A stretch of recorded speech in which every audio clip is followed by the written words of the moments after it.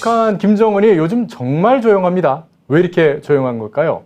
원래 미국의 이 행정부가 바뀔 때, 정권이 바뀔 때마다 북한은 도발을 계속해왔는데, 그래서 요번에도 또 뭔가 도발하는 거 아닌가 해서 긴장을 하고 있는데요.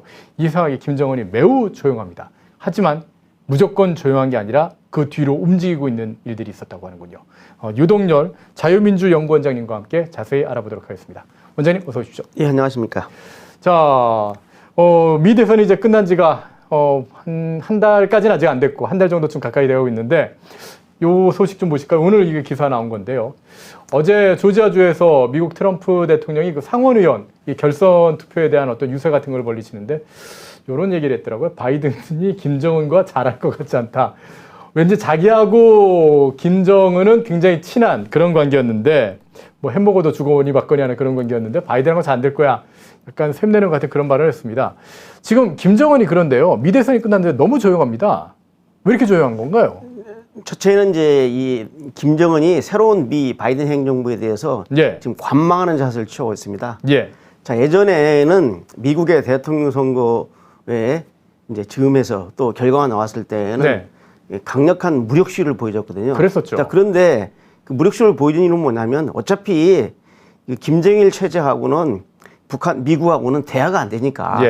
대화가 안 되니까 자기의 그 강경함을 보여주려고 이런 저희 무력시를 했는데. 존재감 드러내는 거죠. 그렇죠. 근데 김정은 때는 트럼프가 김정은하고 대화를 해줬거든요. 최초로. 최초로 미국 대통령이 최초로 김정을 3번이나 만나줬지 않습니까? 그랬습니다. 만나주고 하기 때문에 새로운 행정부와도 이러한 대화가 지속될 가능성이 있는데 초기에 이 바이든 행정부에 대해서 소위 긴장을 유발시키는 그런 모습을 보일 필요가 없다는 거죠. 그 예로 내렸다고 하더라고요.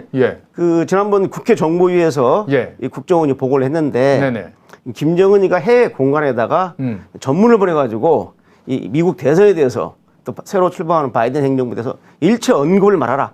함구령을 내렸습니다.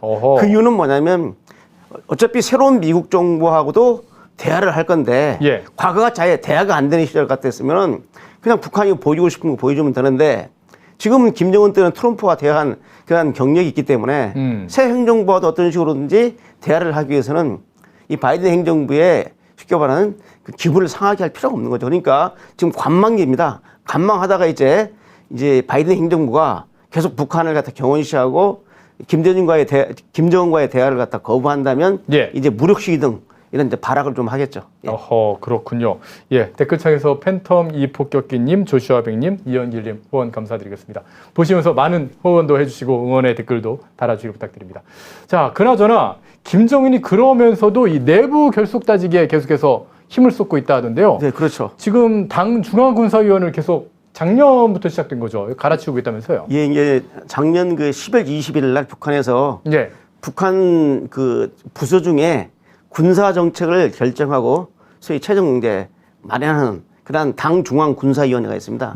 이 확대를 열어가지고 이 회의가 왜 중요하냐면 당 중앙 군사위원회 제7기 3차 회의였는데 여기서 처음으로 군 조직을 개편하겠다고 공개적으로 언급합니다. 군 조직의 문제점을 다 이렇게 낱낱이 지적을 하면서 이러한 군의 폐해 문제를 갖다가 전반적으로 고치겠다라고 언급을 했거든요. 그래서 진짜 개혁이에요? 아니면 뭔가 다른 의도를 가진 그런 거예요? 서방 세계에서 밖에서 볼 때는 정말 개혁처럼 보이지만 실제로는 김정은의 군권을 더 강화하고 이제는 친유 세력화하기 위한 그러한 개편이죠. 그래서 이 개편에 크게 3가지 특징이 있는데 첫 번째는 뭐냐면 그 김정은의 그 호위를 담당하는 경호를 담당하는 이 호위 부서를 갖다가 기존보다도 3개를 증가시켜 버렸어요. 이게 보통 통상 이제 김정은의 경호, 북한에서 호위라고 하거든요. 호위국은 호위 총국이 있어요. 직접 그 현지도 할 때 따라다니면서 수행하는 그 저희 그 호위 조직이 있고, 그다음 외곽 경비를 하고 직접 제2선, 3선을 담당하는 호위사령부가 있거든요. 이러한 부서 외에도 국가보위성 같은 비밀경찰이라든지 또 국내 사찰기관인 그 북한군 보유에서 또 호위 업무를 담당하고 있습니다. 또 밖에 나가면 소위 북한 경찰인 사회안전성으로 최근에 명칭이 바뀌었는데 이게 담당을 하고 있는데 이번에 김정은이가 호위 부서를 세 개를 갖다 만들었어요. 그래서 처음 등장한 건데 지난 그 10월 10일 날 저희 북한 당 창건 75주년 기념 군사 열병식이 있었거든요. 예. 열병식에서 열병식 할 때 제일 먼저 나온 게 바로 뭐냐? 이제 명예 이제 규정도 나오고 다음한 게 호위부대입니다. 그래서 당 중앙위원회 호위대 상장 현승철이 나오고 그다음에 그럼 당 중앙위원회의 호위대는 뭡니까? 당 중앙위원회 당의 위원장이 김정은이잖아요. 예. 김정은 호위대라는 뜻이고 두 번째는 국무위원회 경위국이라고 했어요. 국무위원장이지 않습니까? 김정은이가 국무위원회 위원장이지 않습니까? 예. 거기에 호위부대가 있고 그다음 최고참모부 북한의 최고사령부에 또 호위국이 있고 그러니까 기존의 호위총국과 호위사령부 외에 이러한 새로운 호위부서의 명칭이 등장하고 거기에 책임자들이 직접 열병을 했습니다. 자, 이 말은 뭐냐면은 사실상 북한에서 김정은이가 북한을 틀어주는 강력한 그 핵심 물리력이 바로 조선인민군이라는 북한군이거든요. 예. 근데 북한군에서도 소위 그 보위사령부라든지 아니 국가보위성 같은 비밀조직이라든지 또는 군의 보위국이라든지 또는 북한 경찰 사이안전부에서 하고 있지만은 직접적인 경호 업무를 이 호위총국이나 호위사령부에서 하고 있는데 이거 말고 또 별도로 세 개의 호위부서를 창설했다는 소리는 호위부서를 다원화시킨다는 소리는 뭐냐면 못 믿겠다는 거죠. 만약 호위총국 내에서 누가 나쁜 생각을 가지고 소위 암살을 시도하거나 했을 때 견제할 수가 없으니까 이 3중, 4중, 5중으로 호위부대를 놔가지고 서로 호위부대 간의 상호 감시 체제를 만드는 거죠. 이 말은 뭐냐면 대외적으로는 김정은 정권이 당 정권을 확실히 장악하고 집권 10년 차에 확실히 북한의 유일한 수용으로서 지금 군림을 하고 있지만은 내부적으로는 불안한 겁니다. 김정은이가.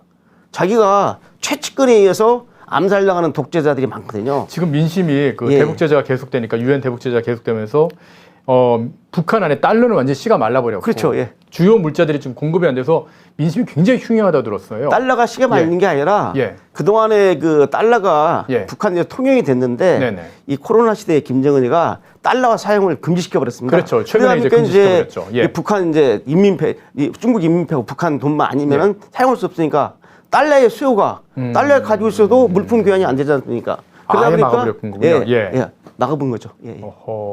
뭔가 진짜 김정은 체제 안에서 김정은이 굉장히 위협을 느끼고 있는 그런 상황이 좀 이어지고 있다. 그러니까 겉으로는 당당하지만은 내부적으로는 내가 볼 때 그 잠을 제대로 못 자는 것 같아요.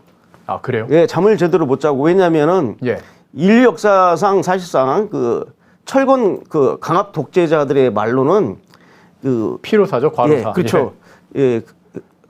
근데 돌발사도 가끔 있지만 주로 뭐냐면 측근에 의한 암살이 컸습니다. 많죠. 그러니까 아주 3중, 4중으로 경호부대를 가지고 있기 때문에 외부에 의한 암살은 막을 수가 있는데 측근에 의한 암살을 못 막거든요.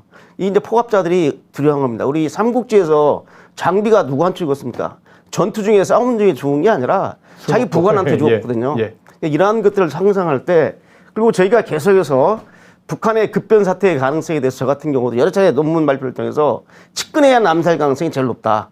자연사 외에는 이런 말을 자꾸 하니까 이런 이제 것들이 다 보고가 되고 제일 중요한 게 바로 자기를 경호하는 측근 중에 다른 생각을 가지면 안 되니까. 그래서 이렇게 측근들을 전부 다 배치한 겁니까? 지금 배치하고 지금 여기 이제 보면은 예. 여기 지금 최초로 지금 공개한 겁니다. 북한 군단을 이렇게. 이건 비밀이죠, 사실은. 북한에서 완전히 특급 비밀 예, 같은 근데 이제 이번에 열병식에서 부분적으로 공개된 것도 있고 해서 제가 북한군의 주요 지휘관들을 총 이제 열거를 시켰는데 예를 들면 이번에 특징이 뭐냐면 그 50대로 군단장급 그 20%를 40% 이상을 20여 명을 갖다가 쉽게 말하면 저걸 교체를 시켜버렸습니다. 아, 젊은 50대로. 사람들로요? 네. 원래 김정은 이 군권을 맡았을 때, 김정일이가 죽었을 때는 자기 아버지한테 물려받을 때는 70대하고 60대 후반이 군의 주축 세력이었어요. 요걸 60대로 낮췄다가 이번에 작년 말부터 이제 50대로 했는데 여기 굵은 글자가 다 지금 50대입니다. 예를 들면 정찰총국장이 지금 임광일인데 이 지난해 임광일이가 북한군 총참모부의 작전총국장이었습니다. 나이가 65년생입니다. 50대예요. 이런 젊은 그 전임자는 나이가 70대 후반이었습니다. 장길상하고 그 전에 김영철도. 그런데 이제 이렇게 50대가 나와서 하는 거죠. 그래서 여기 곽창식이라든지 이쪽에 그 상장 굵은 글자는 다 50대 군장자들입니다. 그래서 이번에 이제 군을 젊게 만들고 군을 취직하는데 또 하나 재밌는 것은 뭐냐면 지난 7월 26일 날 말이죠. 예. 그 백두산 권총 기념청을 그럼 여기 이제 사면이 있을 텐데요. 예. 예, 백두산 권총이라고 저기 있는데. 아, 이건가요? 예, 백두산 권총 멋있죠. 김정은이라고 여기 김정은이라고 써 있네요. 사인이 써 있는데 이 원래 백두산 권총이 1980년대에 나왔는데 예. 저게 권총이 좀 재밌습니다. 구경이에요. 예. 9mm예요. 보통 우리가 4.5 구경, 그렇죠. 예, 3.8 구경 권총이 있는데 9mm니까 크죠. 크죠. 예, 예. 그다음에 사거리가 40m까지 나갑니다. 권총인데도 불구하고. 자, 그런데 이게 저 밑에 탄창이 있는데 이게 15발을 갖다가 넣어가지고 자동 발사하는 권총입니다. 예, 자동 그런데 예.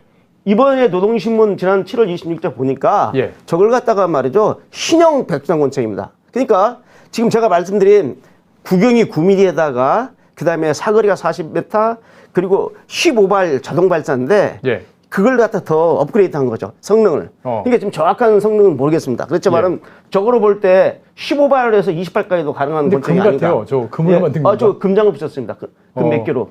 그래서 31명한테 예. 국방군 지휘성은 31명한테 백두산 권총을 하사를 했거든요.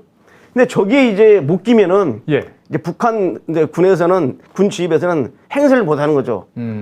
장군님이 주시는 저 권총 하나가 없는 지휘관이 뭔 힘이 있겠습니까? 야, 다 노동신문에 공개적으로 사진까지 다 공개하는 장군이라고 다 같은 장군이 아니다. 예. 그런 정도쯤의 느낌이 되는 거군요. 거기에서도 중요한 게 뭐냐면 아까 제가 말씀드린 호위 부대 소속 국무위원회 경위국장이라든지 예. 경위국장이라든지 당 중앙위원회 호위대장 이런 사람들도 다 받았습니다. 그렇기 때문에 이제 김정은이가 이러한 그 짓을 통해 가지고 예. 실질적으로 북한의 무력을 움직이는 군단장급을 확실히 지금도 장악하고 있지만 그들에게 충성을 갖다가 그들에 대해서 축식과는 경의를 표해주고 권총을 하사해서 자긍심을 느껴주면서 자기한테 충성을 다하도록 하는 그런 것을 연출하는 하나의 그 이벤트를 갖다 지금 하고 있는 거죠. 야, 김정은이 일단은 미국이 어떻게 나올지를 좀 지켜보면서 예. 이렇게 내부 단속까지 하고 김정은 체제가 좀 무너져야지 좀 통일이 좀 될 텐데. 예, 김정은 쉽지는 않아 체제가 보입니다. 예. 변화가 있지 않고서는 사실상 평화통일이라는 것은 기대할 수 없는 상황입니다. 사실상 잘못하면 북한식으로 적화통일될 가능성도 배제할 수는 없는 거죠. 최악이죠. 예, 그렇지만은 지금 이 문재인 정부가 자꾸 지금 저런 포갑 통치자인 김정은하고 대화를 통해서 한반도의 문제를 논하고 북한의 비핵화라든지 한반도의 평화통일을 갖다가 서로 의논하겠다는 자체가 잘못된 접근이라고 저는 판단합니다. 예, 알겠습니다. 오늘 유동열 자유민주연구원장님과 함께 지금 북한에서는 어떤 일들이 벌어지고 있는지 자세히 들어봤습니다. 예, 원장님 말씀 잘 들었습니다.